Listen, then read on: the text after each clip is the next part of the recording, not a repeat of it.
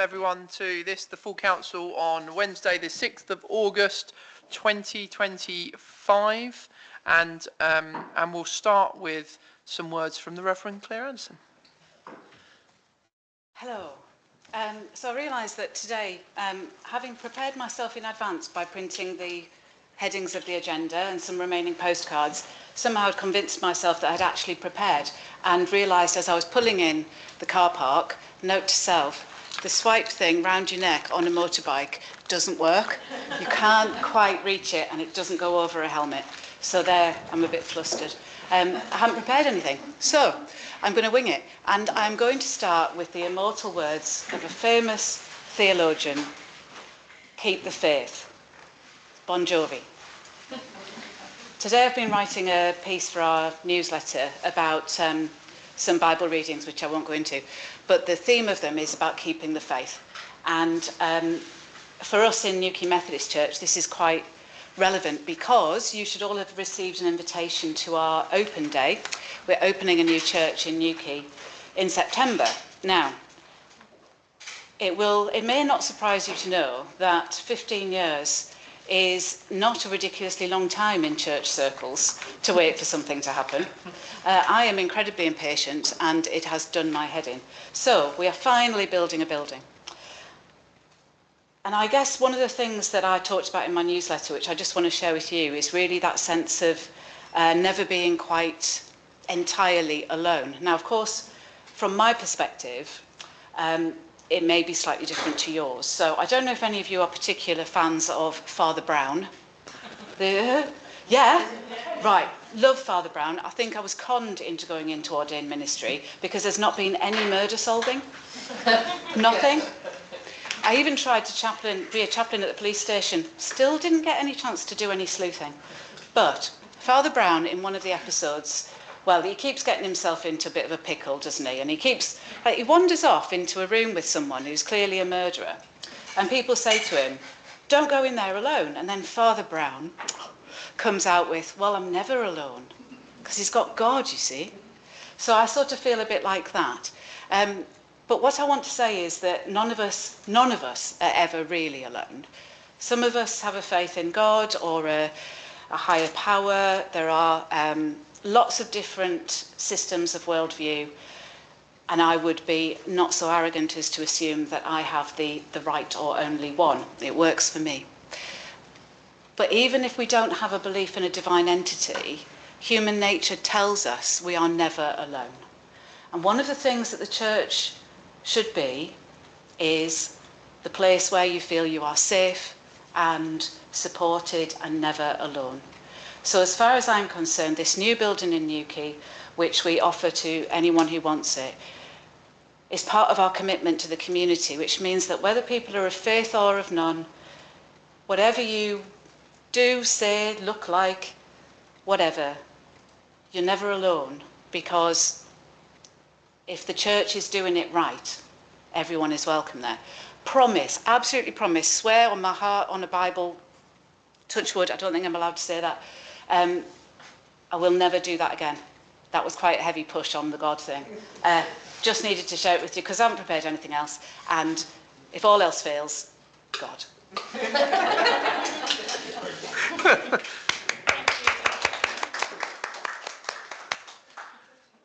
Thank you, Claire. And we all very much look forward to being able to celebrate the opening of the new Methodist Church in September, for which we are all invited. If you've not had an invite, let the clerk know, and he will share that with you. But thank you very much, Claire, as always. Okay, so we will get into, find the right screen now. So item 1 on the agenda then is apologies. Andy? Good evening, members. I have apologies from Councillors Morris, Jacobs, Adlam, Motta, Martin, Cornwall Councillor Towell, Inspector Johnson, who's currently at Boardmasters or organising the police presence around Boardmasters, and Mr. Feist-Thompson. Councillor Slade. Yeah, it's always good to hear the apologies, but I've noticed in the last 3 months one that's always missing is Councillor Christine, what's her name? Parsonage, who apparently is our Cornwall Council for St Colin Minor and Colan, and we've not seen her at any council meetings. And it's a bit ridiculous because the previous Cornwall councillor would be at every single full council meeting, and he would answer all the questions from his residents that were channeled through us. So well, one, it would be nice if she could apologise, you know, and it would be even better if she could turn up. I appreciate she lives 50 miles away or whatever, so it's probably an issue. But if you're going to stand for somewhere, you should be able to turn up and represent the people and answer questions. So, well, if I could propose we could send some sort of letter. Mr. Mayor, what would you? Yeah. Well, disappointed we were not to see you again. yeah, and You are so and welcome. we would be pleased if you could actually make an appearance. Councillor Brooke. Isn't my understanding that we have already sent letters to all Cornwall councillors requesting that they attend? Yeah, that's right. So we wrote. Can we phrase this particular suggestion as a follow-up to that? Is that something that council? Yeah, would I be mean, prepared to I do? think the clerk wrote to all 4 Cornwall councillors, of which 2 of us are in the room, so maybe slightly unfair, to invite us to all 4 council meetings, as was the case with the predecessors. And I know that Councillor Parsonage did make us aware that she is unavailable Mondays, Wednesdays, and Fridays, I think. And so we have had that correspondence a couple of months ago, I think it was now. But I think you're right, Councillor Slade. As a Cornwall councillor, it's incumbent upon you to serve your electorate. And I know, having spoken to a number of Cornwall councillors now, that many of them have 6 or 7 parishes, in fact, to deal with. Councillor Parsonage has just 2, I believe, us and Colan. I don't believe she's turned up to Colan's meetings either. Councillor Williamson. May I suggest that we consider making it a public letter, because that might encourage attendance more? Okay, that's fair. I mean, I think given that the clerk's already written to her, I'd be happy as the mayor, to be really clear, as the mayor and not as a Cornwall councillor, because I clearly don't want to make this any sort of political statement, but happy as the mayor to write on our behalf. Councillor Kenny. To be fair, there is no obligation for a councillor to attend any parish meeting.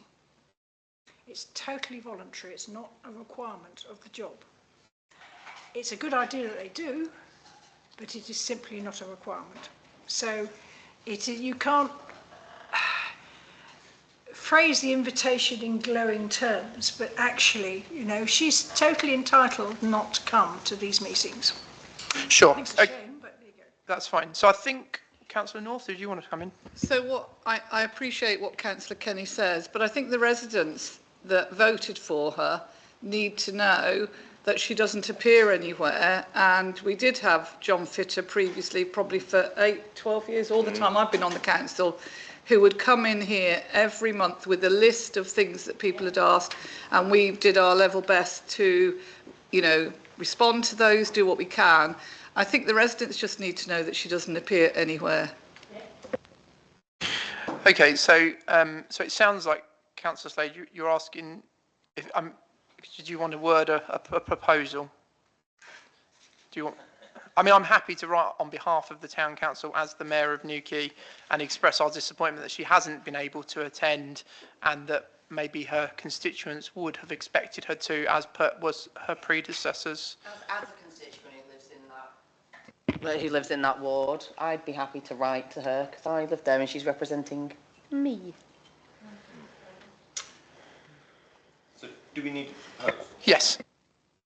Okay. Well, I'd like to propose that the mayor and the town council write to Councillor Parsonage and re-emphasise our invitation, say that we would hope and expect her to attend full council meetings where she can respond to residents' concerns and issues. Very good. Do I have a seconder for that? Councillor Wright, and all in favour? Any objections? Abstentions? Councillor Kenny, thank you. And as per Councillor Williamson's suggestion, we'll put that in the public domain as well. Thank you very much. Item 2, interests. So to receive any declarations of interests or dispensations in respect of any items on the agenda. Unless anyone has any now, we'll take those as they come up if they do at all. And then item 3 is the minutes. So the last meeting on the 4th of June 2025, full council.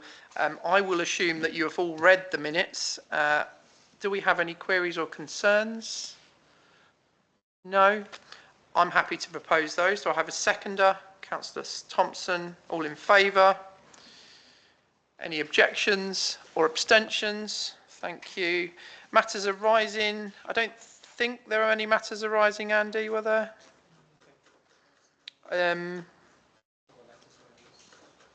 Was this the minutes that had the Nansledden Duchy thing in? I note that the Duchy have installed their signs at Nansledden, and they don't say Newquay and Nansledden at all. They say Nansledden.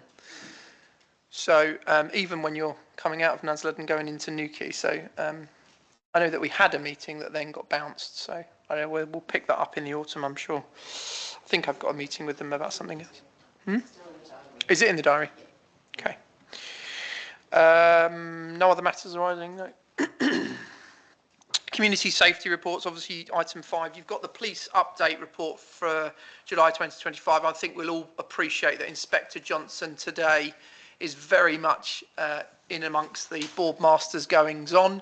And I did actually have a meeting with him at the railway station at 4 o'clock just to see how things were going with boardmasters and any support that he needed from the town council. I think broadly things are going pretty well at the moment, and I asked that he pass on our thanks as the town council to all those officers in Newquay that will be working hard this weekend, keeping everyone safe at boardmasters, and I extended that from all of us.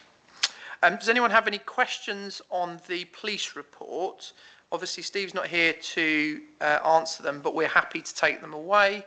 Otherwise, if you've got anything that you want to email Andy, he will pass that on and get an email response from Inspector Johnson. Anything urgent and immediate, Councillor Thompson? Yeah, oh, it's not urgent and immediate. I was just, it was brought up last time about the rape figures and potential, you know, the violence. And I think it's still quite shocking, isn't it? I mean, 5 rapes in July. That I think is a lot for Newquay. I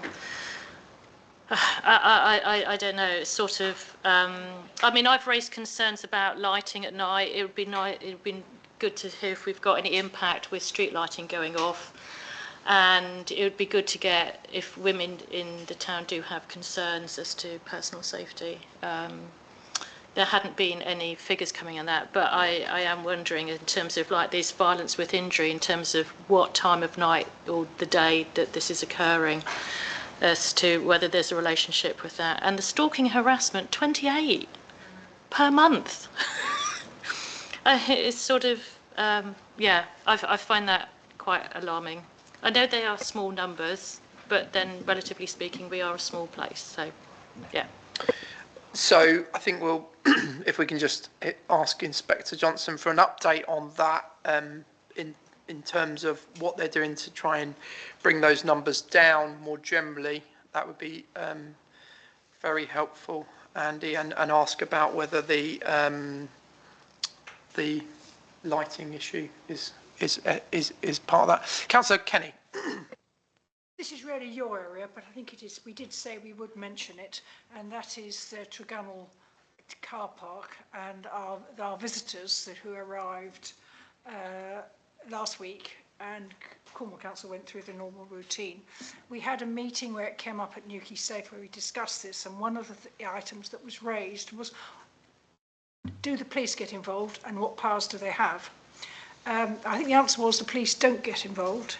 But I said we would raise the question here, and if we could ask Inspector Johnson, because it is quite a long, slow. I mean, it's a week to get to move people on, and we have reports of antisocial behaviour, and and worse. So it would be good if the police could actually move a bit quicker than us. But We don't know. So I was going to ask Inspector Johnson tonight, so perhaps we could include that message onward. Sorry for stealing your thunder. No, not at all. And it's one of the things I just spoke to Inspector Johnson about this afternoon, actually, at the end of our Boardmasters conversation, just taking the opportunity. And essentially, what Inspector Johnson had said was that they had very little reports of any criminal or antisocial behaviour during the period in which the visitors were at the Tregunwall car park. I asked him specifically about the police's role in moving on the visitors to the car park, and cited the Saltash example as somewhere where police had in fact intervened and got them moved on quicker. He highlighted that whilst he wasn't aware of all the specifics of Saltash, it was very different to the Newquay situation we've had in the last couple of weeks.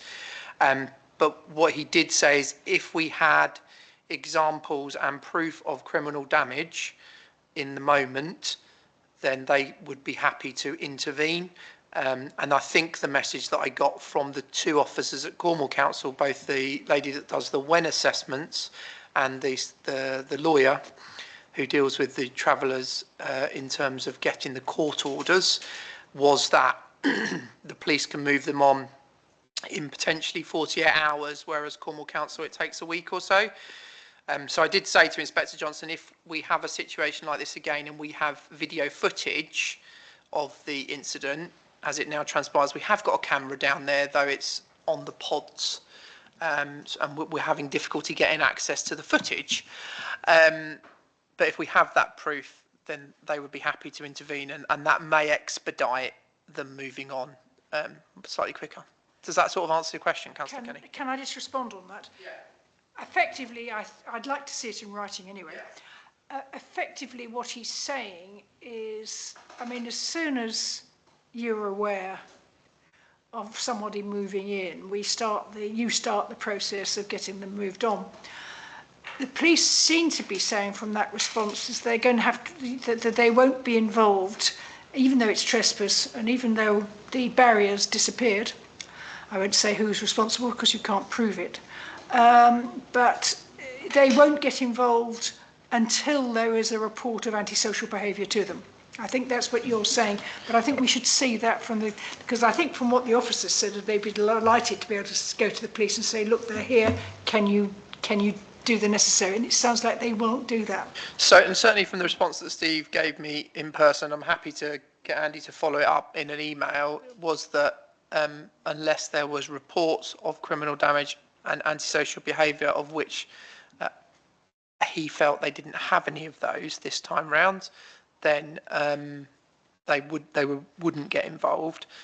He didn't say that they were reluctant to get involved, because I said it seemed to me that the police were reluctant to get involved. He said he wouldn't say that, and that if we had evidence of criminal damage, particularly criminal property damage, then like the gates, which we may or may not have on footage, then they would get involved. But of course, it's a moot point now because they've moved on.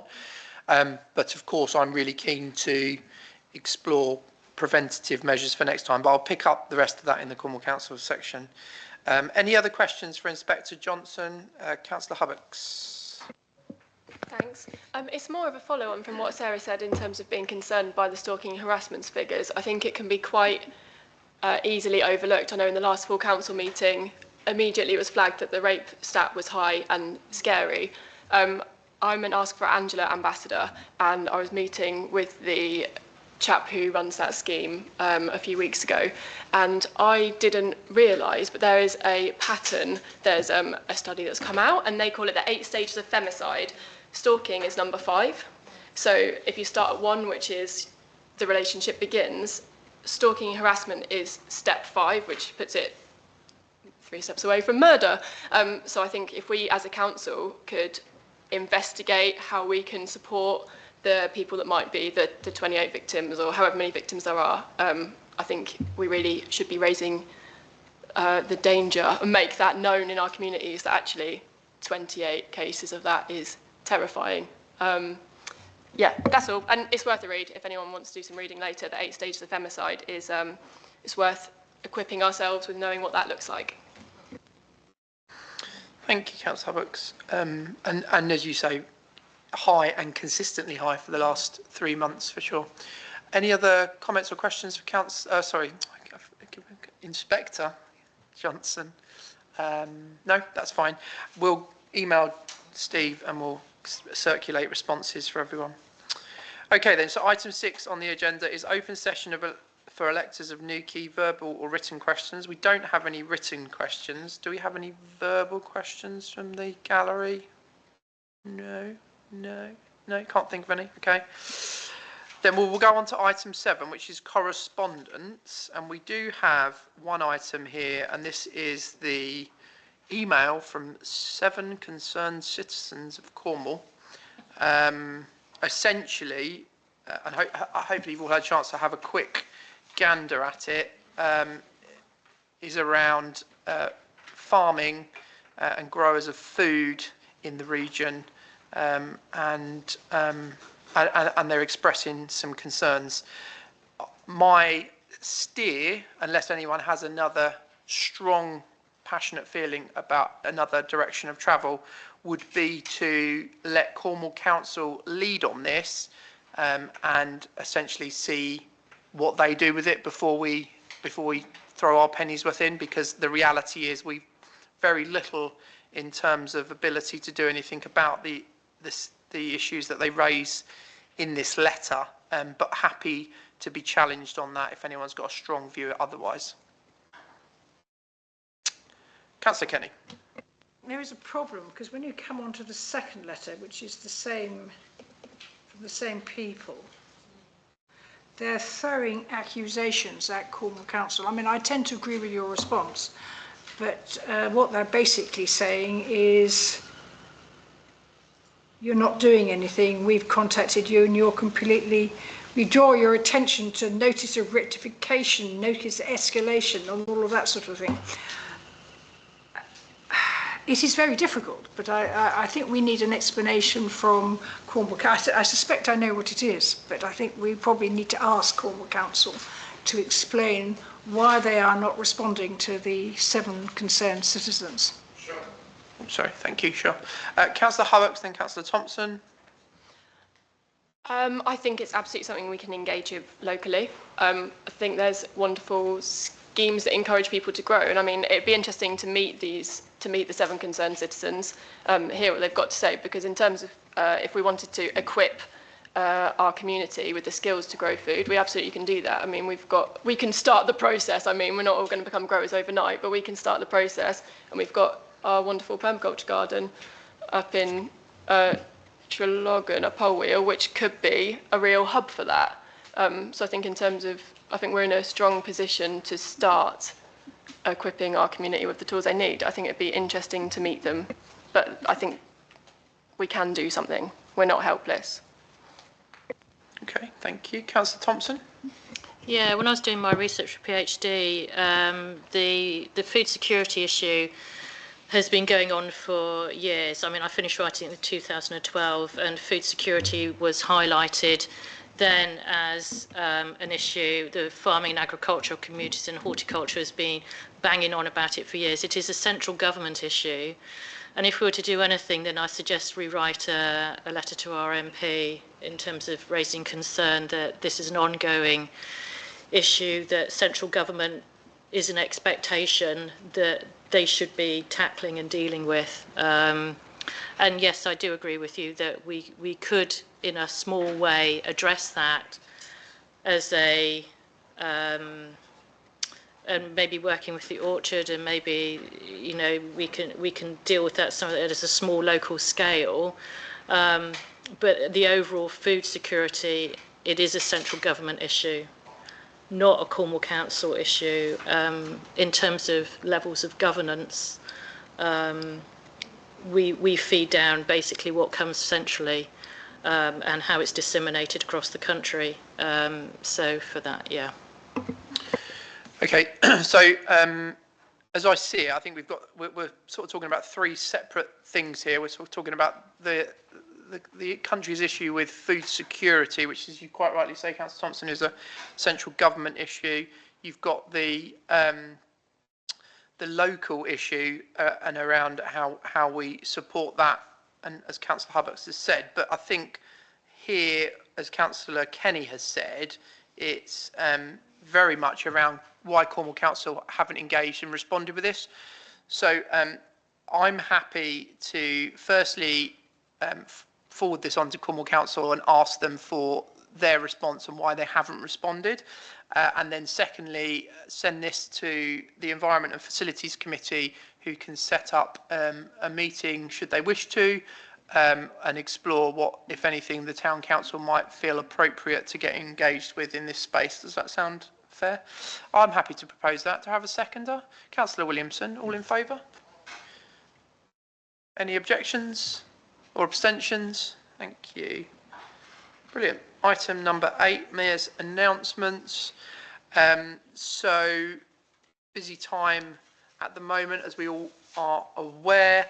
I recently attended the wonderful food festival on the Killer Court. Hopefully many of you got the opportunity to enjoy that, and I hope that that will make a return next year. It was really great to see some of those live food demos on the Killer Court as well.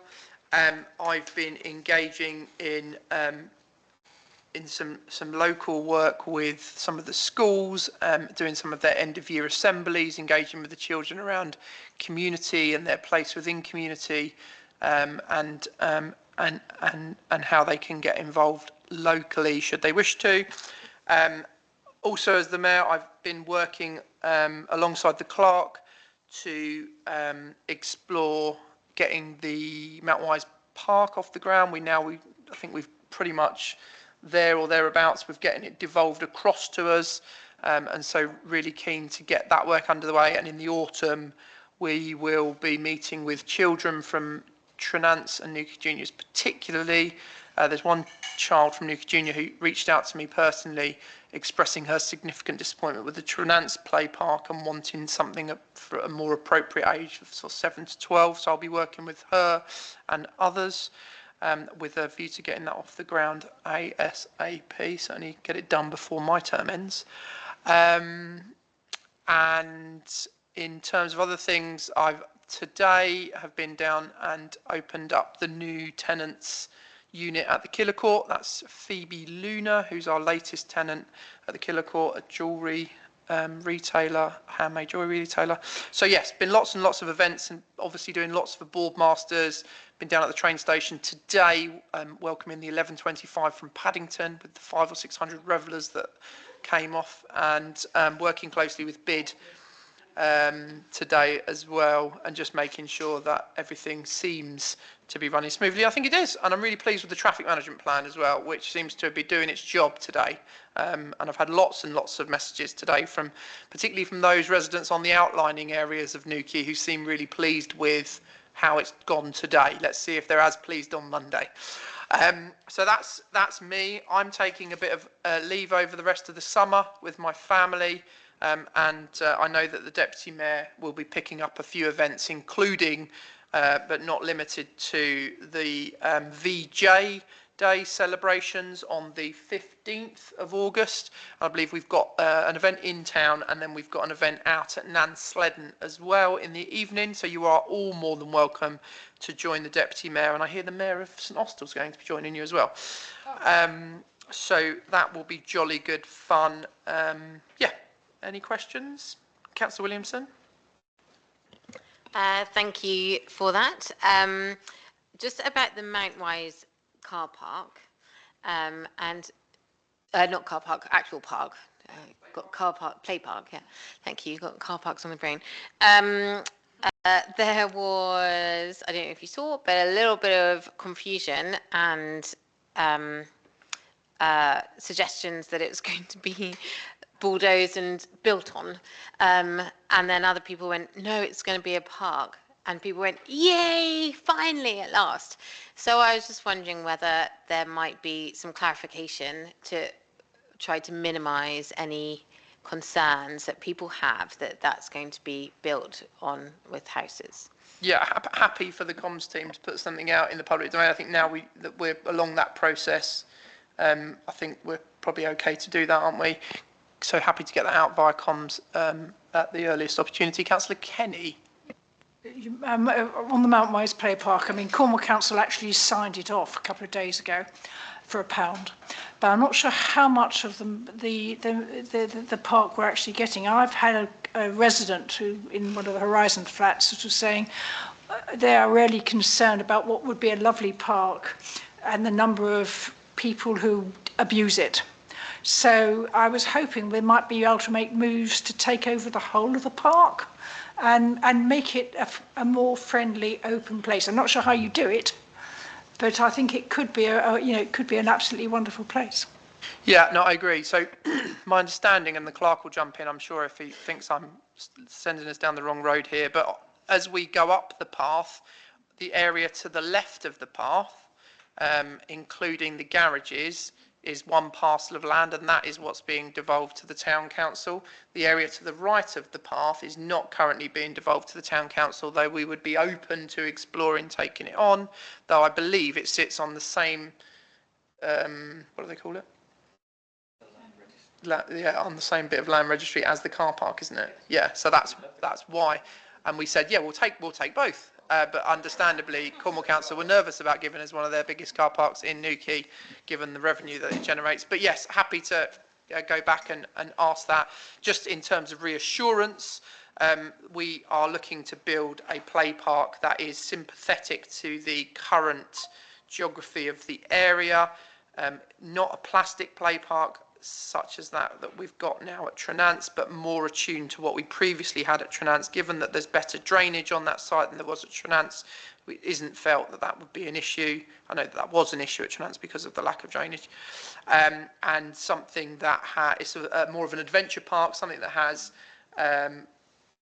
rides and activities for children from infant all the way through up to junior school, so sort of 5 to 12-year-olds, as I know that's been one of the critiques of the newly built Trenance Park, for which I've been very much in contact, as I know you have, Councillor Kenny, with Cormac, who built the park, picking up some of the snags. Okay, Councillor Williamson, before we move on quickly. Yeah, sorry, another question which I know has been on lots of people's minds, and I know you've done lots of work, but I was just wondering if there was an update about the boating lake. Shall we? I'll pick that up in the Cornwall Councillors section in a second, if that's all right. I'm sort of steering away from Mayor's announcements into Cornwall Council announcements. So if that's all, I will move on then to item number 9, which is the very exciting financial statements, which have all been circulated and agreed. So this is just for noting, but did anyone have any concerns or queries? Councillor North. Just a couple of questions. On the first page, item 3 says McSalvers scaffolding for the train station. I hope £5, 10p seems minuscule, and I hoped that we're not going to get a big bill. That just seems a little bit odd. On the which page? Second page? First page, petty cash payments. Third item, McSalvers scaffolding for the train station, £5, 10p. Oh yeah, okay. I would hope that it was, I hope it is pretty minuscule. And then there was... If anyone wants some cheap scaffolding. Yeah, and then there was another one which, did make me chuckle. Wipes stroke dog biscuits for RCS. What's RCS? Royal Cornwall Show. Oh. Can they put something like that in full, because if I don't understand it's a very small box, Councillor. Members of the public out there would be... Pardon? What did you say? He's getting very cheeky. No, that's fine, And then on page... There was one, I can't find it now, but it is there. I note that there are fees for taxis from the college apprentice. So I appreciate we have apprentices, but I was just wondering about that. Might need to be taken outside. I mean, I did want a HR committee, but I was beaten down and couldn't have it, because that's where I would have brought it up. Yeah, Councillor, Andy. This would be discussed in GNR, which you're now on. What I would say is taxis was agreed as part of a package of funding So we are being reimbursed for all of those taxi fees through the apprenticeship levy. We have to fund it, and then we get the fee back from the apprenticeship levy. So there are no costs to the council. We just have to cash flow that. And it's purely about the individual obviously getting across to college at the time that they need to get to. So we've agreed with the college that a taxi is the only viable approach. As, you know, a resident and a town councillor, if we put, because people might look at that and think, oh, I'm going to get an apprenticeship with the council because they pay for taxis. If there was just a little note there so that people understood, because I was thinking, I'm sure we'll get that money back, but we need to know that. Thanks, Councillor North. And just to note that that still lists HR as a subcommittee on that report as well, which obviously doesn't exist, to Councillor North's eloquent point. Any other questions? No, I'll happily propose those for noting then. Do I have a seconder? Councillor Williamson, all in favour? Thank you. Any objections or abstentions? No.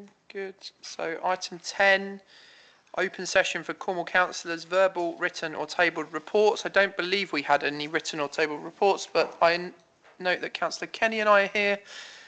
Not that we have much choice, Councillor Kenny, but do you want to go first? Thank you. I'm just trying to open my written report. Oh.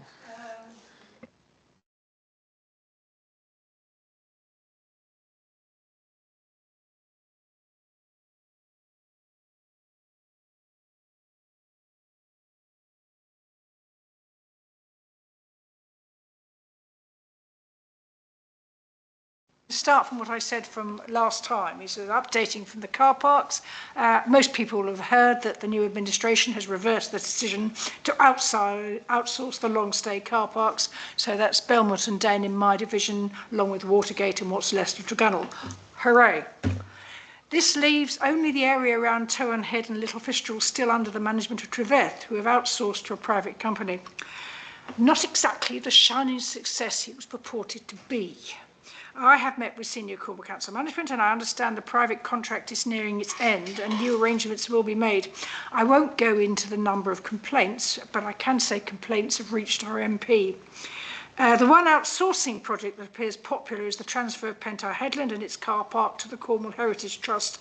Met with a team from CHT and was impressed with their enthusiasm to protect both the historic tumuli and to try and restore the natural vegetation. That transfer takes place on this coming Monday, hopefully without further hiccup, because the waste collection contract was cancelled on August the 1st. Nobody told Biffa the date had changed. Everybody said this was a council project. That is now sorted. Trenance Play Park, pretty much what we were saying, it's a continuing story. Cormac deliberately opened the play park so it could be available in the summer once its safety inspection had completed, but knowing the landscaping had not been completed. I met with Cormac and have passed on all the concerns reported to me, and corrective action has been taken for most of the reported snags that you would expect in this sort of approach. I'm happy to pick up and report any problems, and I'm getting quick action from Cormac so far. And I will finish up by saying on this one, it was a deliberate decision by the last administration to aim the play park at younger children, up to 12. So I'm not sure that that's what they think the demand is. So it'll be interesting to see how they react to, but it was a deliberate decision not to do it, not an accident. The Airport Consultative Forum is changing its name just to confuse me. First meetings on the 28th of August. Thankfully, it's in person as well as hybrid, and the clerk has been invited. Together, we would hope the Newquay choose its own representative rather than having it imposed. I noted in the minutes you were interested in being the representative. Who knows? But I think we need to be making very clear to them that the political shenanigans that they got on with last time is just unacceptable. And I have reminded them that they needed to invite Cole and Parish. As far as what's new, the Mid-Cornwall Newquay Active Travel Phase 2. In other words, the new cycle path from Barrowfields to the tram tracks, probably one of the biggest issues in my division over the last few months. It's actually a much better project with some very good things, as well as the unpopular removing the restricted parking bays in Cliff Road. I've not met anybody objecting to the redesign of the Tolkien Road car park, which will be free post 4 o'clock and in winter. and extra parking places. Mind you, there will never be enough parking, but this is a good step in the right direction. I'm grateful to Councillor Dan Rogerson, the new Cabinet Member for Transport, who responded to my and other representations and using his influence to delay the TRO and meet the requests of BID and others for an independent business impact survey. This is only a delay, and heaven knows what they'll do if the response is negative.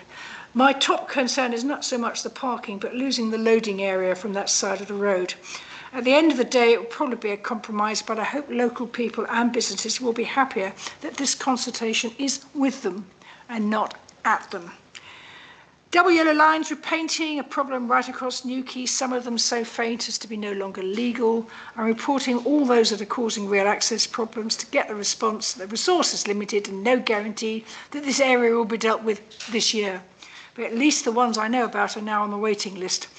I'm pleased to say the Metro team were quite responsive to my suggestion that when they start repainting Oakley Terrace, where they're putting in extra parking places, they might use their spare paint to reline the residential end where parking control is much abused. They're bound to have a bit of spare yellow paint somewhere. Resident parking schemes. We local members have met with the relevant management to discuss resident parking in Newquay. Seems clear that a cross Newquay scheme is not on the cards, but I will continue to pursue a local scheme for Trebareth Crescent, long promised, on the lines of the successful Ennells Road scheme. Parking on Esplanade Road, I had a meeting with the Pentire Residents Association, the parking enforcement team on local parking issues, which are going to get worse over Boardmasters. The PRA came up with a whole lot of creative ideas to make the current restrictions less draconian for the genuine early morning van driving surfer, but sadly they all fall foul of the impossibility of providing effective enforcement. And without enforcement, it won't take long for the road to return to the free campsite it used to be. So unless someone can come up with something that works, the current restrictions will stay in place. And I'm afraid the early morning surfer, the genuine early morning surfer community will have to make use of the free parking at Watergate. And just to prove there is more to life in Newquay than parking, it's great Newquay Clean. It's great that Newquay Clean has been reinvigorated with regular monthly meetings. Its latest project being the rubbish boogie board collection. Many thanks to the Town Council for volunteering to store them over the summer. I'm not sure you really realise just how many you're going to get. I delivered my first 15 and 2 bits today. Otherwise, it's council meetings, normal routine of responding to resident queries, all important issues but not of general interest, and committee attendance. While the council is quieter in the summer month, I have attended a number of committee meetings, with the most important being Cornwall Council itself. I was delighted to play an active role in supporting a common sense and cross-party motion to start trying to control the plague of derelict boats. For me and Councillor Creek, that's down the galley. I got put in my own little bit in the motion about the waterways not under the control of any harbour authority. Believe me, the harbour don't want it. Frankly, to me, this is fly tipping and should be treated just the same way as fly tripping on the highway. Very early days, so don't expect any solutions yet, but it is a first step. And hopefully everyone will be happy with the call to voluntarily ban those horrid plastic rings so devastating to seals and other wildlife. I'm happy to take any questions or comments. Thank you, Councillor Kenny. Any questions, Councillor Kenny? Councillor Slade? A few things. One, you said with the residents' parking schemes that there might be a process for the Crescents, but that there isn't going to be any kind of survey for... Oh, no, that would be part of, that would have to be part of the... We only got an email back from today, which I haven't read in any detail yet, but they seem to be quite keen on doing a to do anything in Trebareth Crescent or anywhere else for that matter, but Trebareth Crescent is my target. You'd have to start with a formal survey. I mean, I don't think they need posted out. I'm sure I can persuade a few people in the Trebareth Residents group to actually deliver the list. I mean, apart from just the Crescents, the town was offered from the previous administration a town-wide survey, because obviously if you do residents parking in one area, it just pushes the problem to the next area. So is that off the cards now? Or? Judging by the money they're talking about, yes. I think it is interesting because there is a diversion of traffic, but the problem is that what happens to Trebareth Crescent is you get people trying to get to the sea. And they don't want to park in the car parks, and they really don't want to park in the other roads around Newquay. They need to park somewhere, but they really, really want to park in your street, because then they can walk very easily to the sea. So it's not quite the same as saying, Ennis Road was different. I mean, Ennis Road was people, I assumed it was work. I'm looking at Councillor Creek here, who's probably got a better idea than I have. That was very much more people wanting to work in Newquay and just spend the day there. It's worked. And I mean, people can now park in, and the interesting thing on the figures is not everybody has got a parking permit in Ennis Road. But what it means is that the people who do can actually normally find a parking place in their own street. And I haven't had any problems of the traffic. I mean, the people who are working must be going somewhere, but it doesn't appear to be creating problems elsewhere. Yeah, maybe. I mean, there are, you know, as a resident of Barwick Crescent, I can assure you that most, you know, the people that work in the high street and work in the post office also use it as a car park. So it isn't just people going to the sea. But it's just that thing that the town-wide survey is not going to happen. That's a non-starter. Just while we're on parking, other quick things. You said there was going to be new arrangements at the Little Fistral car park. Could we be part of those new arrangements? Could we put in like that we'd be interested in taking it over, just because we've been so successful in running since we took over the South Fistral car park? It's been a success. When Cornwall Council has run the Little Fistral, it's been a disaster. I think they might. And we can do it better than they can. So they might be absolutely delighted for you to take it over. I'm looking at the horrified expression on the face of the clerk. I think your opening comment was, should we be part of it? In fact, should the town council be consulted? 100%, because you are very much an interested party here, and some of the antisocial behaviour has been aimed at our people. Okay. So that is something that we could keep an eye on with an option to investigate any possibilities. I don't want to quote what they're doing at the moment, but what they're doing at the moment is, well, I will. They're using a camera, and they're not following it up with any enforcement on the street. Well, no, they're in Birmingham. So what happens? The little dears, the people who are obeying the rules and who are possibly going down to private parking places are getting tickets, which they can complain against. The people who want to live there, they just cover up their registration number. Yeah, no, I mean, it's a common thing, but people stop at the bottom of the road and just gaff tape up their number plates. It's actually, what complicates it is the road itself. Well, that system clearly doesn't work. So obviously the new arrangements wouldn't be along those lines, because those arrangements are I think the original idea was Trevest would get its shot of it to Cormac. But that was when they were going to take over all the other car parks as well. And of course now Cormac is not doing it. I don't think anybody wants, not even the town council wants this car park, because it's a problem one. Well, we could look into maybe options. And just the last one, on parking again, I don't understand when you said about the whole parking along South Fistral with the vans and the morning surfs. It always used to be from 10 in the morning, didn't it? So you could do it. So I don't understand why it can't be that again. It's always from 9 in the morning. I did say to them that... So it could be from 9 in the morning again then, could it? Yes, but it's people who want to go along at 4, 5, 6 in the morning. I think it also includes people who'd like to queue jump, get there at 8:30, and they leave their vans there all day as well. But there is a certain part of the community, and they genuinely are. They want to go before they work. They want to go surfing. Yeah, it seems that it's the van is a very common vehicle for people in Newquay, because they're moving stuff around, and it just excludes the people of Newquay from a whole part of Fistral Beach. But not from 9 o'clock. Now, I did go and I did suggest to them, can we now move it to 8 o'clock? They did have a parking enforcement person who actually liked going around at 4:30 in the morning, which was ideal. The problem was, I think I probably better not discuss what's happened to him, but it's proven that at that time of day you should not be going around on your own. Right. So effectively, you can't have anything there unless it can be enforced. Now, it's a very blunt tool, what we've got at the moment. I'm the first person to admit it's clunky, but it works. It has stopped that street being turned into a campsite. You wouldn't at the cost of anyone who wants to go there in a van in the morning. You would not have been able to do early morning surfing there, because there would have been no places. There wasn't room for campers for surfers to come in, because the whole thing was taken over by campers.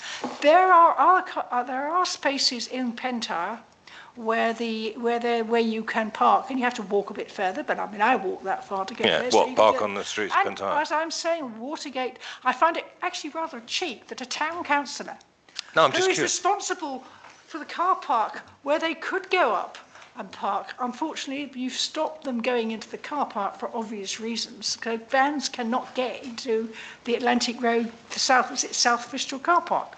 Well, And yeah, there I mean, for that's the whole... obvious reasons. Yeah. That would be a solution. Take away the barriers and stuff. If you're insane, take away the barriers away from South Bristol, and then you could get your early morning surfers all going into that car park. But the town council does not want to do, and I totally understand why they don't want to do that. Okay, so just summarising, so because there's no parking for people to go with vans in the morning for, like, if they want to go for a surf Yeah, or dog Watergate walk, Bay. because it would get filled up by people camping. That's Yes. the argument. That is the argument. That is not the argument, that is the evidence. That's the reason. But Watergate Bay is free up to 9 No, o'clock. absolutely, So yeah. go to, I'm sorry, just go to Watergate Bay. Okay, thanks. Thank you, Councillor Kenny. I'm not sure how long we have this section, but I'll try and speed through my slightly less organised list than Councillor Kenny's written speech. Very well done. Well, I think we've already talked about Tregunnell, so I don't really need to revisit the joys of Tregunnell over the last few weeks, other than to send my thanks to the town clerk, who, when I spotted our friends arriving at the park and ride a couple of weeks ago, I rang the Cornwall Council officers and said, can we secure our assets? I then rang the town clerk and said, can we secure our assets? Suffice to say, the town clerk did secure our assets, Cornwall Council did not. And actually came back to me and said, what is it you expect of us, Councillor Creek? Which was particularly helpful. Moving on. Boating Lake, I know that was mentioned. Very much similar response to previously. I won't go into the eutrophication explanation, but essentially since the last meeting, I've had Newquay Marine Group down there doing some water testing for us, and essentially the water is as expected, and we're currently working with the environment manager at Cornwall Council, Cormac, ecologists, Newquay Marine Group, Permaculture Garden, among other stakeholders, to arrange a wilding. I kept calling it rewilding, but someone quite clearly pointed out to me it was never wild in the first place. So a wilding, managed wilding of some of the banks of the Boating Lake and some of the areas upstream to with reeds, essentially. We're just waiting for the ecologists to tell us which is the right type of reed to plant, to be able to filter the nutrients that are finding their way in there from the streams, oxygenate the water, and that should, over a period of time, reduce significantly the issue with algae and blanket weed. So that's where we are, and essentially I am planning, when I get back from holiday, I've got a meeting with all of those stakeholders to explore when we can do it. And what I've said is, rather than paying Cormac shed loads of money to get this done, let's spend the money, the budget that we've got on the actual plants, and we'll get a community action day together. We'll use it as an educational piece for the children. And given how animated the community is around this subject, I anticipate that there will be lots of uptake, including many town councillors in wellies and waders helping to plant these things in the autumn, or at the very worst spring, if time doesn't allow. So that's the Boating Lake. I'll very quickly run through these. So one of the other things I didn't say in Mayor's announcement, I did a charity dog show last weekend, which was amazing at the Orchard. Thank you to Imagine Outdoors for their Imagine Outpours event at the Newquay Orchard. Very good, very good.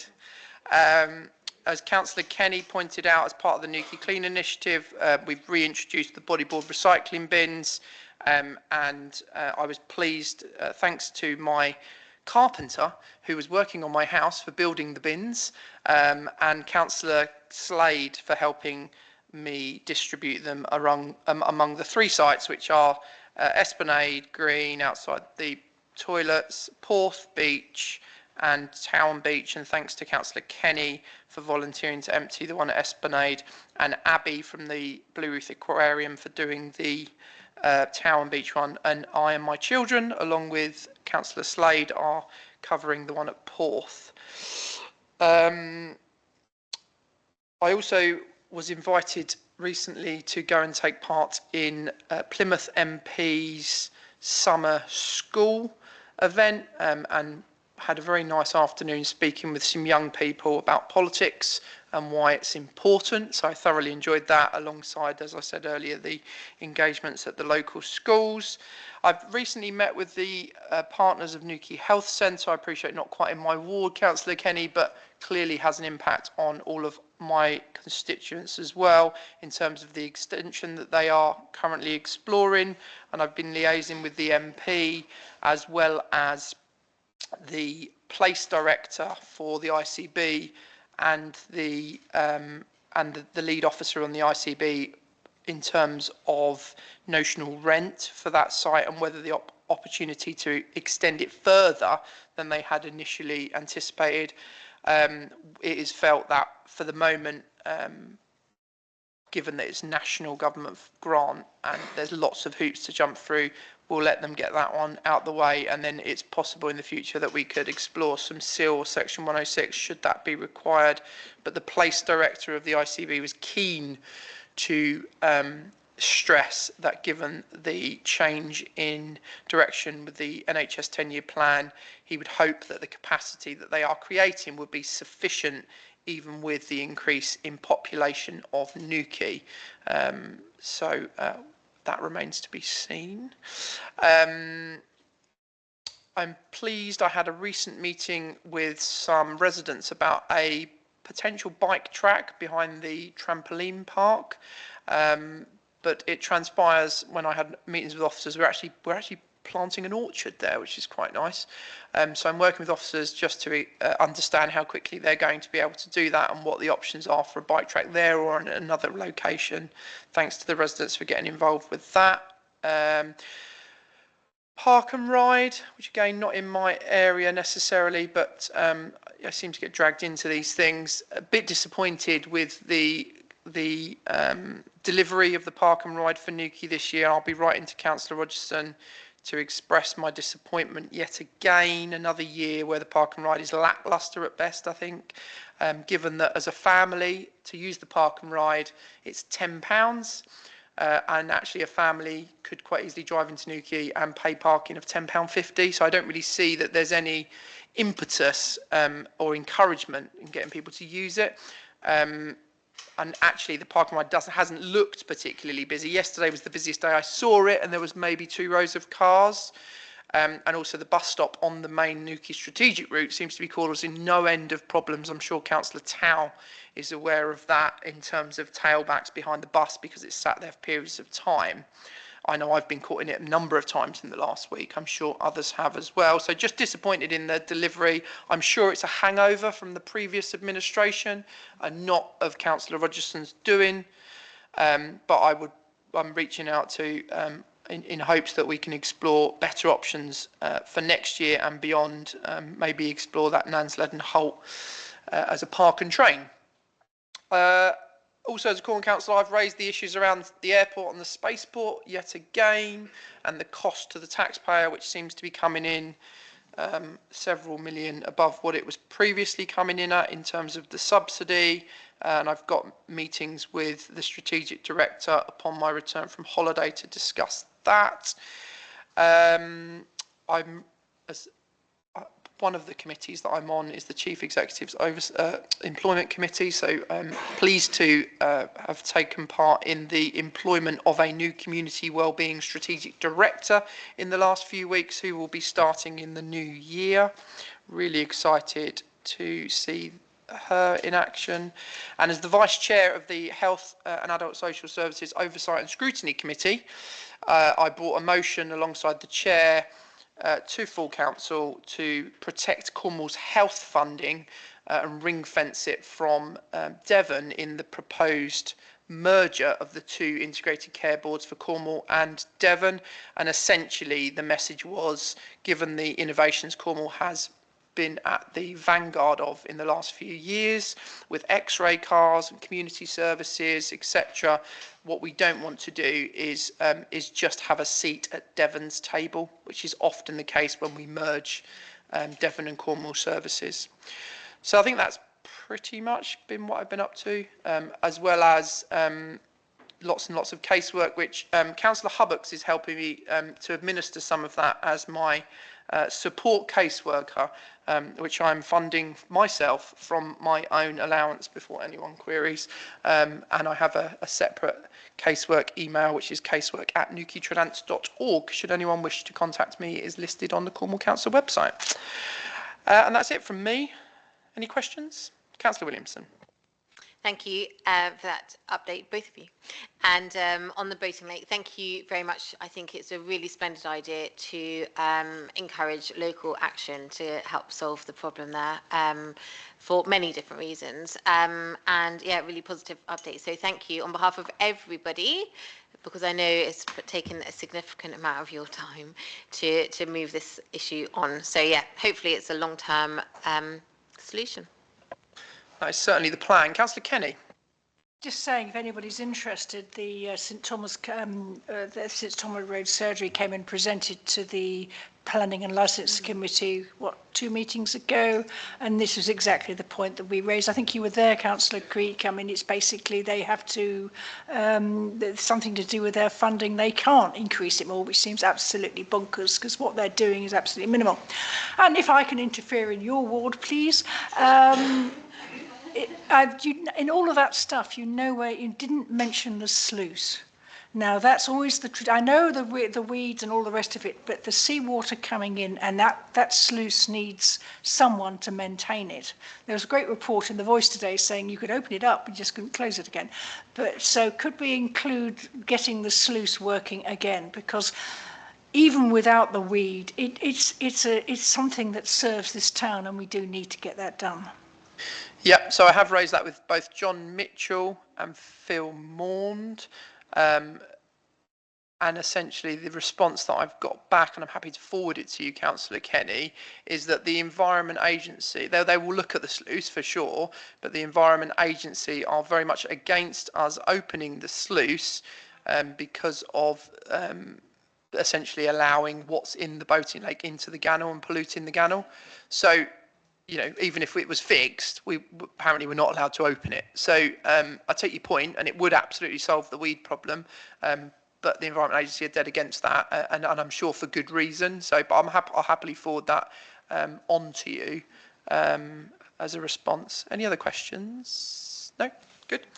Moving on then to item 11, which is the committee minutes and reports. So we'll go to 11A, which is GNR, and I'll pass over to the Deputy Mayor.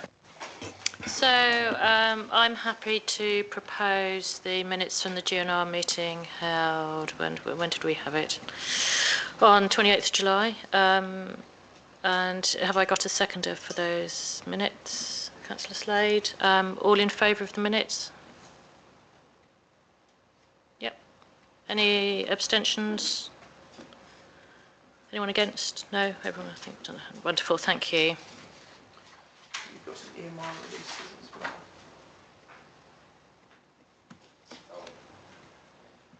well. Okay, sorry.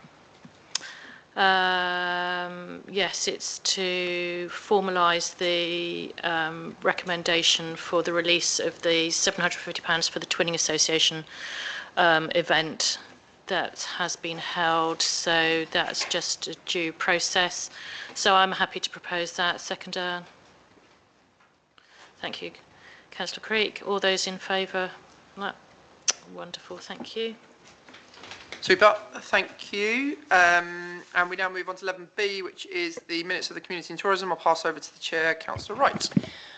Good evening. I'd like to propose the minutes of the last Community and Tourism Committee meeting, which was held on the 10th of June, for noting.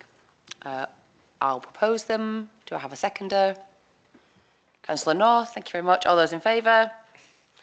And there is also a recommendation that £3,000 will be released from the what used to be previously called the Jubilee Fund EMR, is now called the Events and Comms EMR, that can go into the budget for the rest of this year.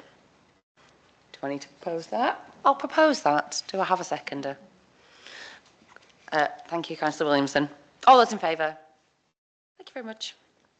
Thank you very much. So moving on to 11C then, which is the minutes of the Environment and Facilities Committee. I'll hand over to the Chair, Councillor North. Happy to propose the minutes of the meeting held on the 19th of June. So if we did a proposal for the minutes first, because we have got some recommendations. Happy to propose. Seconder, Councillor. I want to say Gillian. All in favour, obviously. And then should we do them one by one, or shall we do them en masse, the recommendations? Up to you, Councillor North. You are in the chair. So we'll do them all together, but I'll list them. So there was the pole wheel permaculture garden ×2, the contactless at Watergate Bay and the partition wall, and a retrospective facilities decision. To be honest, I'm not quite sure what that is. Fire doors that weren't inspected. Oh, that was it. So I'm happy to propose those as a recommendation. Yep, feel free. Do when you get these big That's grants. fine. I assume that we have the money in the reserve to spend. Yeah. How much does that leave us? Quite a lot, I think. It's got a lot of money in the reserve. Yeah. So we've had a proposal. That's fine. Proposer and a seconder. All in favour? Who seconded? Councillor Trumbull. Trumbull. And then we had another committee meeting on July the 16th. So I'm just going to propose the minutes. Seconder, Councillor Wright. Any questions? No, all in favour? Thank you. That's me finished. Thank you, Councillor North. And finally, we'll go on to 11E, which is the minutes of planning and licensing. I'll go to the Chair, Councillor Thompson. Thank you. So I'm going to pop all these together because there's a little pile of them from the 2nd of April, 11th of June, 25th of June, 9th of July. I'm happy to propose those minutes. If I can have a seconder for that. Councillor Williamson, we've got a hand in there for. All in favour? Wonderful, thank you. Perfect, thank you. So we're now on to item 12, Newquay Town Council issues. We have one issue, I think, to go over, and that is the Newquay Airport Consultative Forum, which Councillor Kenny alluded to earlier. I believe the clerk has had a meeting with them this afternoon, and they are keen for us to nominate a representative above and beyond the clerk. I, as the Mayor, am happy to go on there as the representative with the clerk as the deputy, though if anyone else has a strong will, clearly Councillor Kenny, I believe, is on there already as the Cornwall Council representative, so it wouldn't be appropriate for her, but if anyone else has a strong will to go on there, Councillor North. In the distance past, I was a sub, and I'm happy to be a substitute again, if that was possible. Yeah, I think they've basically gone back to a big blank piece of paper, from what I've understood. And I also understand that all of the town and parishes, the four of us around the airport, will get a seat at the table. So I expect Councillor Fitter will join from Colon, and yeah, I'm sure he is. Yeah, he knows where all the bodies are buried, as I say, and the other parishes as well. So.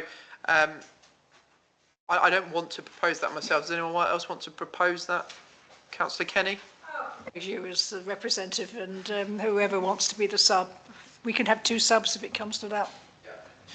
Thank you. So, Councillor Kenny, second, Councillor Thompson, all in favour? Any objections or abstentions? Thank you. So, all sorted. Any other Newquay issues? I don't think there was there? Yeah. Oh, yes, the written one. Sorry, yes. So 12A, Councillor Hubbocks wishes to come off of planning, where she is a substitute currently, and join community and tourism, because presumably you're not enjoying planning. I'll let you have. I haven't been to planning.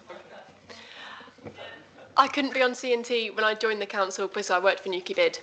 So it was off the cards altogether, and now I no longer work for Newquay Bid. I can be on C&T, and I'd really like to be on C&T. And if I'm completely honest, it was an accident ending up on planning. I misunderstood what I was doing.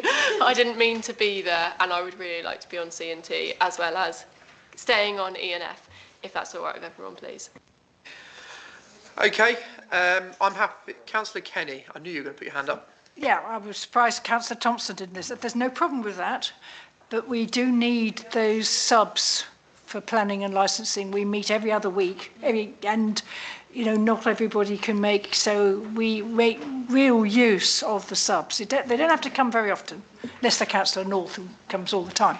But actually, you've actually had something else to do, Councillor, the last couple. The family commitment. Exactly. But normally, we do need that third name so we can, you know, if all else fails, we can summon you in. You probably never get asked, but so is there a volunteer for?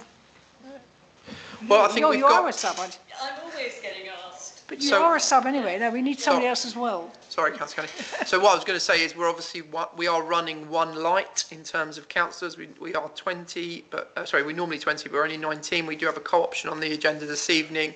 So I propose that the whoever we get on as co-option later this evening would need to go on planning to make up those numbers, and then yeah. So I think that will probably cover that one off. So I'm happy to propose 12A, Councillor Hubbock's. Question. Yeah, go on. Is there a vacancy on C&T? I think there is. There is. There's one, I'm yeah. just asking that because obviously you'd be oversubscribed and we have to look at all of the committees equally, but if it's a Yeah, I had a look at it the other week and there was. So I'm happy.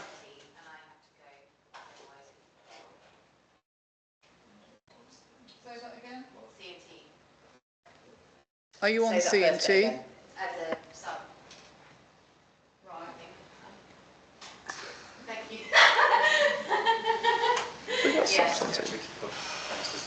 Oh, okay, that's fine. So I'm happy to propose Councillor Hubbock goes to C&T. Do I have a seconder? Councillor Wright, all in favour?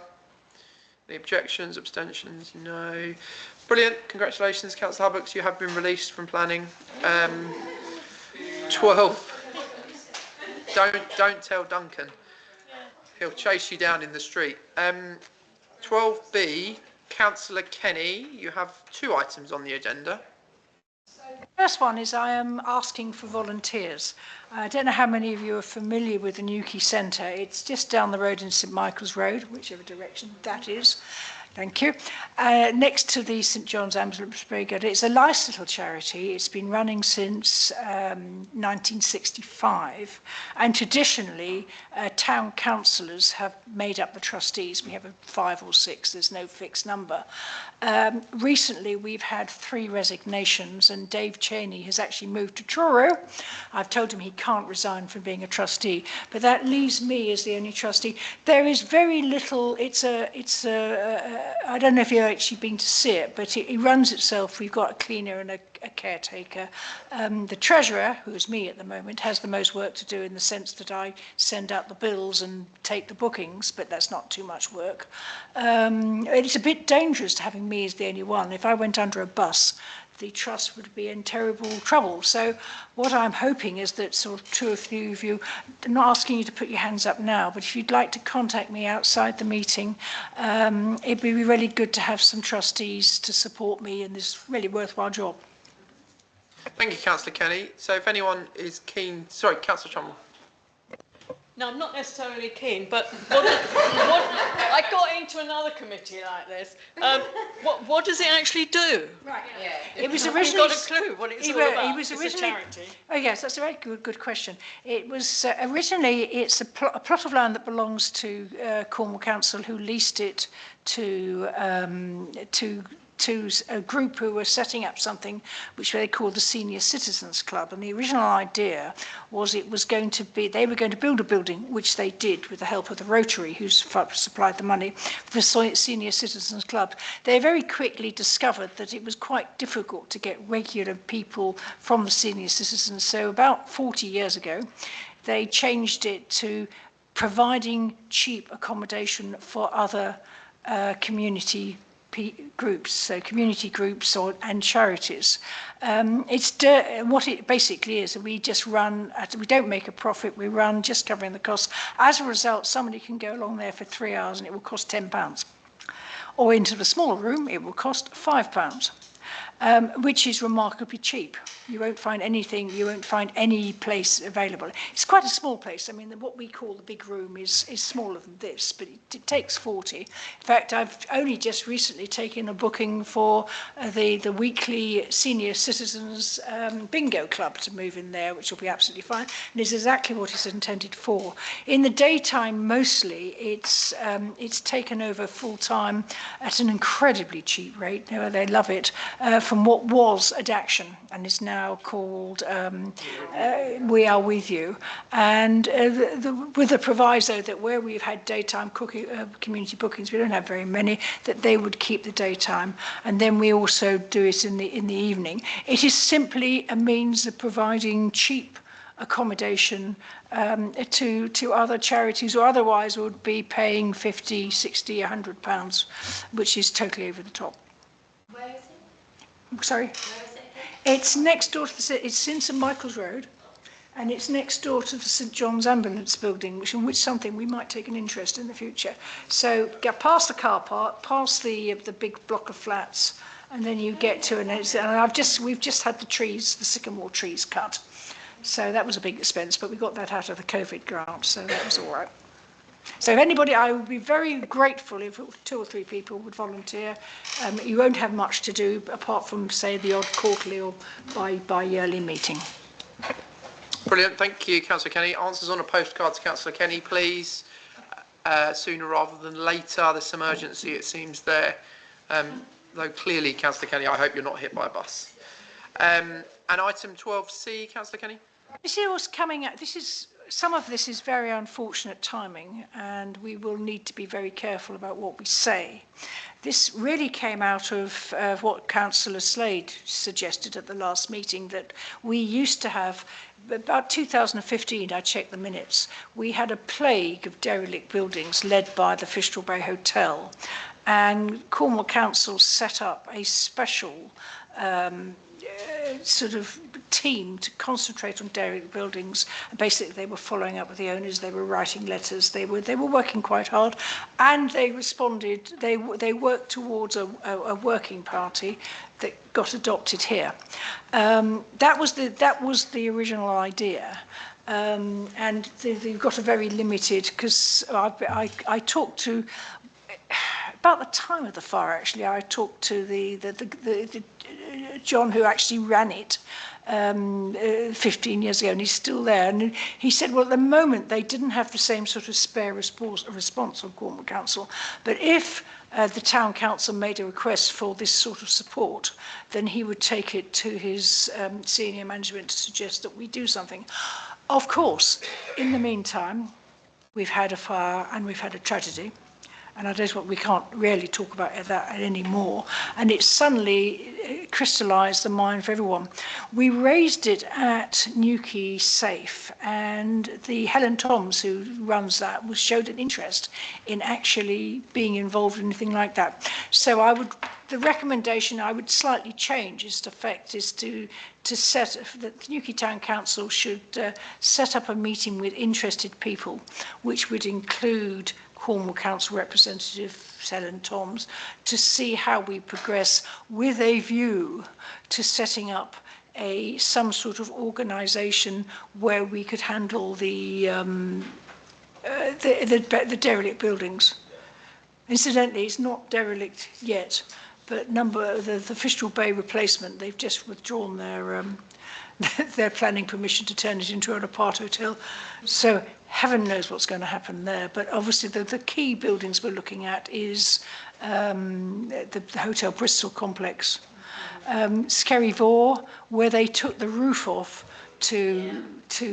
and I was a bit anti this when they did it, but actually under the circumstances, it could have been very wise. So that was my recommendation, is that we set up a meeting to discuss with interested parties to prepare an action plan, which may require which may require Cornwall Council setting up some sort of team to meet us. Okay, thank you, Councillor Kenny. And just to remind members that the incident that Councillor Kenny is referring to, I believe, is still part of an active investigation. So please be careful what we say. Councillor Steve Slade. Yeah, I totally support that. I think we really need to start getting some sort of organisation together. But in addition to Cornwall Council, could we also include the MP on this? And because we need his input on this. I mean, you know, in his constituency, you know, Newquay is the major tourist spot. We rely on our reputation, and when people drive into town and it looks like derelict, you know, burnt out buildings, it's completely unacceptable. So if we can get him involved in applying pressure as well, I think we should add him to the list. Ideally, I'd like to get this up and running by the end of August, because that times very nicely with John's going to talk to his manager about it. So, and of course it's out of parliamentary time. So if we could get it approved and pick it up really, really quickly, then we could have a meeting, maybe not next week, but the week afterwards, something like that. And I think that's a great idea. Councillor Trumbull. Does this not come under environment and facilities? Is it all part of that, surely, that committee? Yes, I suppose it does come under environment and facilities, though Councillor Kenny has brought it here for open discussion amongst us all. So I think we're happy to hear it here. And then, you know, defer any other decision making that might be required in the future to ENF as its kind of member committee. Any other thoughts, Councillor Kenny? May I ask when the next Environment and Facilities meeting is? It's not till October, so hence why I say. So ultimately, the answer is yes, but yes. Hence why I say any other decisions that might need to be referred to. Councillor North.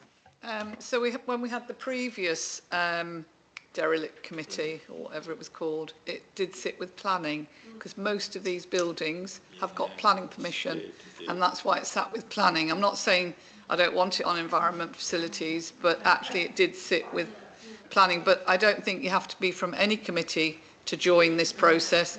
It's a town council issue. So I don't, you know, personally, I don't think it should sit with a particular committee. Anybody could join. Okay, so Councillor Kenny doesn't want it on ENF, she wants it on planning.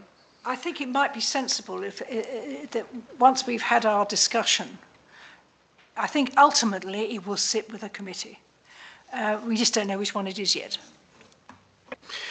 Okay, any other comments on Councillor Kenny's proposal, essentially to set up a working party to deal with the derelict building issues on a yet to be confirmed committee, possibly planning, possibly ENF? Yeah. So do we need to give any delegated authority to the officers to expedite this? So if you make the decision tonight, I think the key information that I would need is volunteers from members of who wants to go on that body, and then we can get the meetings in diaries and start inviting everyone on the list. Perfect. So it sounds like it's a proposal then from Councillor Kenny to set up a working party to deal with derelict buildings and inviting outside bodies to join that working party. Councillor Kenny's obviously proposing that. I'm happy to second. Do we have all in favour? Any objections or abstentions? And finally, do we have volunteers to join said working party? Councillor Slade, Councillor Kenny, Councillor Trumbull, Councillor Carter, Councillor Thompson. And presumably you'll assign a lead officer to that in due course. Perfect. Brilliant. Thank you, Councillor Kenny. Well done. Okay, item 13 on the agenda is co-option of vacancy. So as you know, we have a vacancy in the Whipsbury ward, and we have here listed two co-optees, a Carl Feist-Thompson and a Lamorna Ann Spry. I don't believe Mr. Feist-Thompson is here. I know he sent his apologies earlier. Has he sent any statements or anything? Nothing that he sent. Okay.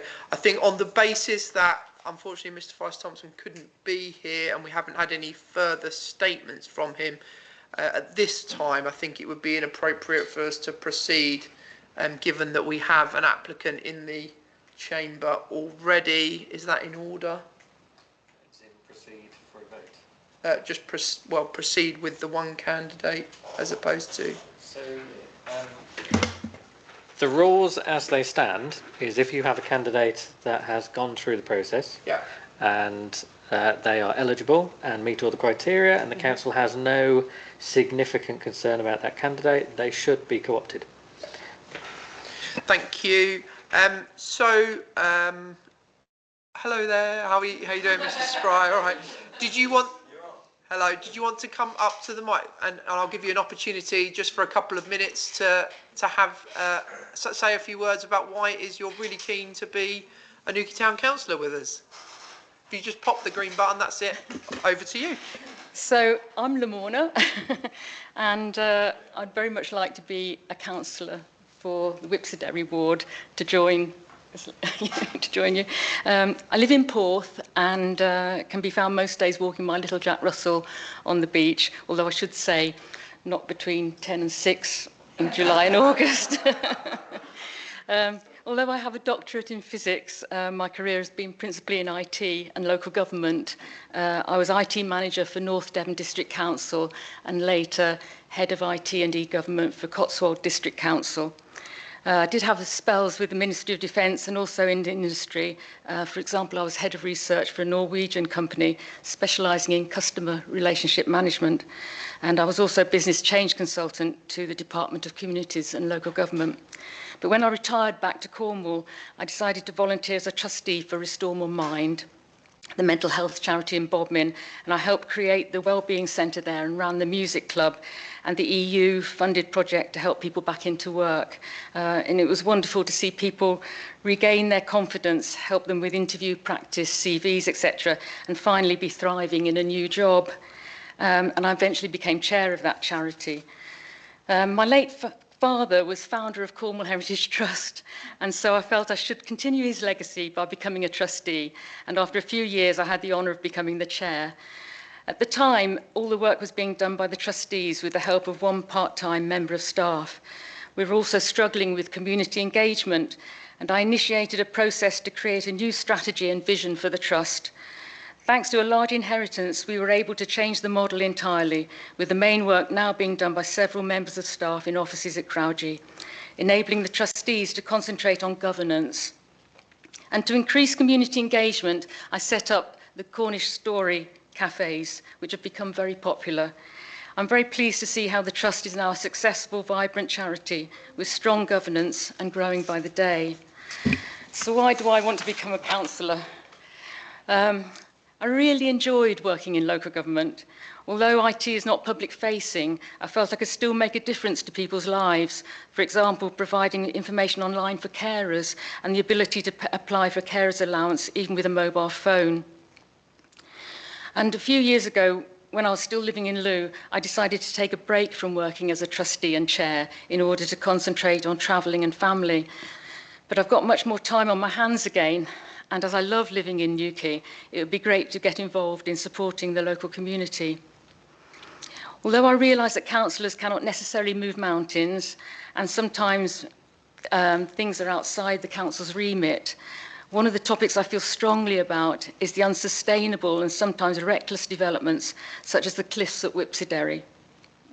I'd like to see the group travel bus to Sainsbury's better publicised and possibly extended. This is a great facility for people, particularly elder people, who can't drive.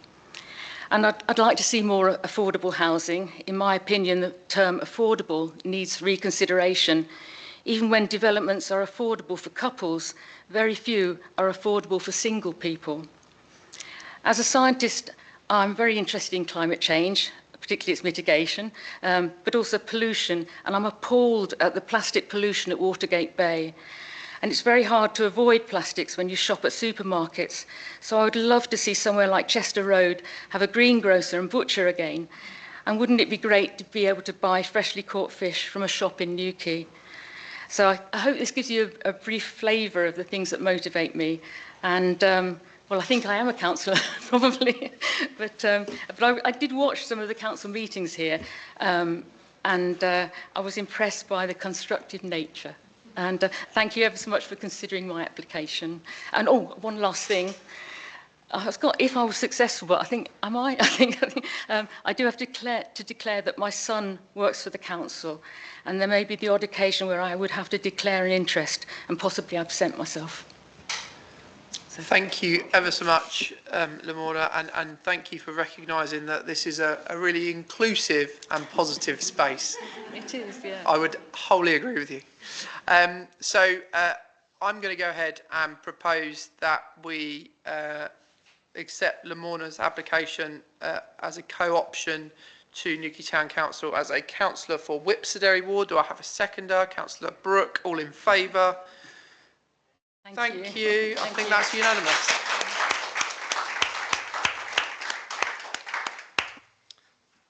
Thank you very much, and one of the team will be in touch. Thank you.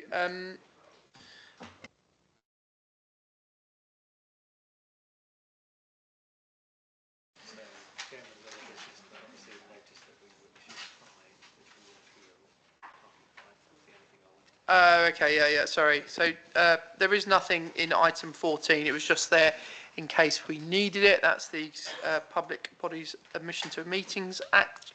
So we'll skip that to item 15, Chairman's Other Business. Andy, I think you want to bring up a parking fine that we've received. Yes, I am required to inform members that we have been issued a parking fine for our environment liveryed vehicle whilst on duty outside the council offices. I will be appealing it, and I am meeting with the relevant officers because the photo looks as though we were causing a significant obstruction when actually everyone knows you can get cars past them. Anyway, but just as notice, we will be appealing. Yeah, not on Esplanade Road, Councillor Kenny, though still in your division, I'm afraid. So over to you. Where it was, I just missed where it was. Just outside the back of the council offices. I believe the environment team were doing some work here, and they didn't want to obstruct the Marcus Hill Road, which obviously is a lot narrower. So they had the van pulled up there as they were doing some maintenance work. So slightly frustrating. Put that restriction in the first place. Yeah, so slightly frustrating, but thank you, Andy. We'll pick that up. I don't have any other business. Does anyone else have any other business? Councillor Williamson. It's just a suggestion, and people are obviously very happy to not agree with this suggestion. But considering we don't have, apart from our lovely two guests up there, anybody else from the public here, and we are trying to encourage people to join these meetings, I think this is probably one of the most interesting group of people that we've had in this chamber for a long time. And would people be happy to maybe have a photo that we can use on social media, maybe outside the steps, so people know that this is the building that we meet in on a monthly basis, and they can see our faces because we all look lovely. Yeah, no, more than happy to arrange that after the meeting. If everyone's got 5 minutes, we can run downstairs and have an. Yes, absolutely. Yeah. Opportune moment. Claire, you're more than welcome to join us as well. Thank you. Okay. Just a comment. Just a bit of order, please, people. Councillor North. We did go up to Boardmasters on, can't remember the day, Monday, and just a little bit disappointed because our trailer was there, but it was as if nobody cared about it. There was moss on it. You know, it was as though it hadn't been cleaned when it got there, and I think that represents us when it gets up there. So I was hoping we'd go into the public body where I could, talk about it, but we haven't. But actually, I think people just have a little bit of pride because I was disappointed. Other people may not even have noticed, but if that was us going somewhere, we'd give it a good clean, wouldn't we? Even if we were travelling somewhere, we'd give our car a good clean because we'd want to make an impression when we get there. Well, I suppose I'm of an older ilk, and probably that's how we were brought up. I don't know, but I was disappointed. Yeah, thank you, Councillor North. I was with you at the time and I noticed it. So, yeah, good point. Well made. Any other business from anyone else? Laura? No. Anyone else? No. Okay, brilliant. Councillor. In action on that. Yes, so the clerk's noted it and we'll pick it up tomorrow morning. Brilliant. So the date of our next meeting, which is not on here, is the October the 6th, 7th, 1st? 1st. October the 1st is our next full council meeting. So we look forward to seeing you there. I hope you all have a very good summer and see you in the autumn.